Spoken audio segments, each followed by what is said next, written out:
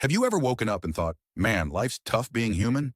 Rent's due, you've got emails piling up, and your neighbors won't stop arguing about whose turn it is to take out the trash. Well, I have some news for you. It could be worse. You could have been born as a giant anaconda. And no, I'm not talking about turning into some sleek, powerful jungle superstar.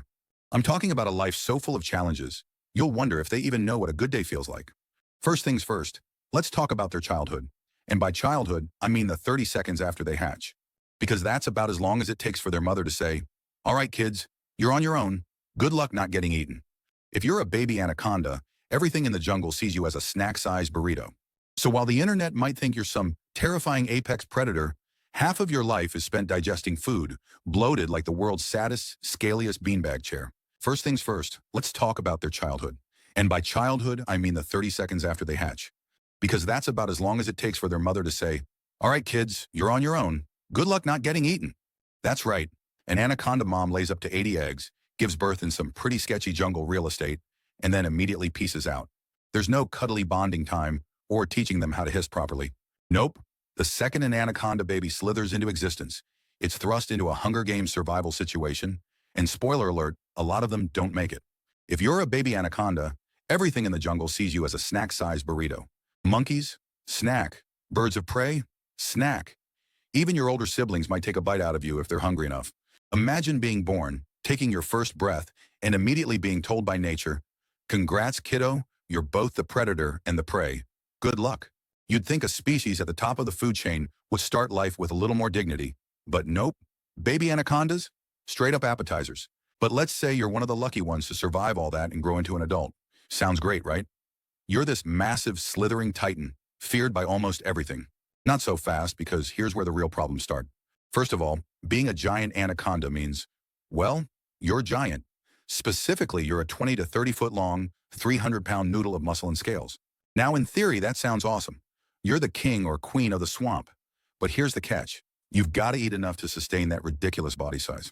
And unlike us, where a pizza delivery solves all our problems, anacondas don't have Uber Eats. They have to work seriously hard for their meals.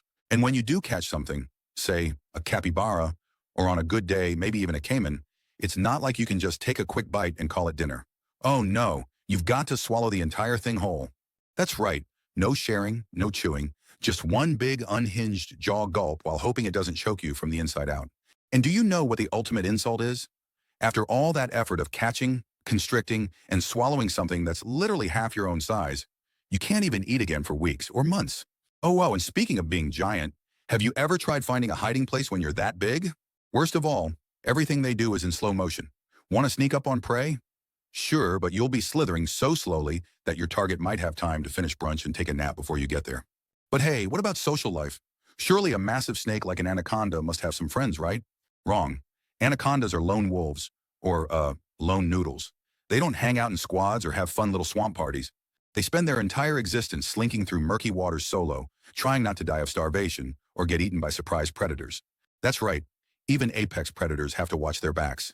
Jaguars, caimans, and even humans would love to take a shot at a giant anaconda. Imagine being at the top of the food chain, but still constantly looking over your metaphorical shoulder. It's the jungle version of trying to enjoy your ice cream while a seagull circles overhead. And let's talk about their love life, because oh boy, anacondas really drew the short straw here. When it comes to mating, male anacondas swarm together into what's called a breeding ball. Sounds dramatic and exciting, right? Nope.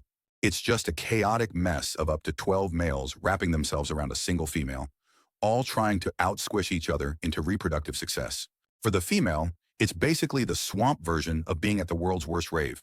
And for the males, well, only one of them wins, and the rest are left slithering away awkwardly, tail between their tails. If you're a female and survived the breeding ball, congrats. You're now pregnant with 30, 40 tiny wriggling freeloaders. And after carrying them for months, you finally give birth, and they immediately abandon you. No hugs, no bonding. Just, thanks, Mom. See you never. Raising kids, not an anaconda thing. But wait, it gets worse.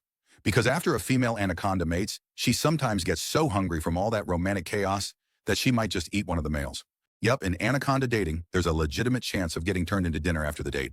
It's nature's cruel version of ghosting, and honestly, it's not a great look for anyone involved. Still think being a giant anaconda is all sunshine and boa constrictor rainbows? Let's sprinkle one last detail on top. Their habitats are under constant threat, thanks to deforestation and human encroachment. The Amazon, their home base, is shrinking, and with it, the murky rivers and swamps they call their happy place. So while they're already dealing with the daily struggles of survival, they've also got eviction notices from humanity. Talk about rough.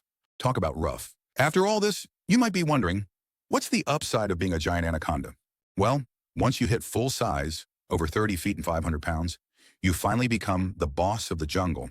Now you are the one eating caimans, deer, and even jaguars. That's right. After years of struggling, you finally level up to jungle royalty. But it takes a lifetime of near-death experiences, terrible dating, and wrestling your own food to get there. So would you still want to be born as a giant anaconda? Didn't think so. So the next time someone tells you, wow, it must have been amazing to be an anaconda, maybe after they watch too many movies where these poor snakes are unrealistically portrayed as jungle supervillains, just remind them of everything we talked about here.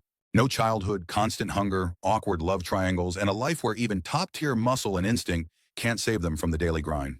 Honestly, maybe paying rent and answering emails isn't the worst thing in the world. At least no one's trying to eat you after a bad date.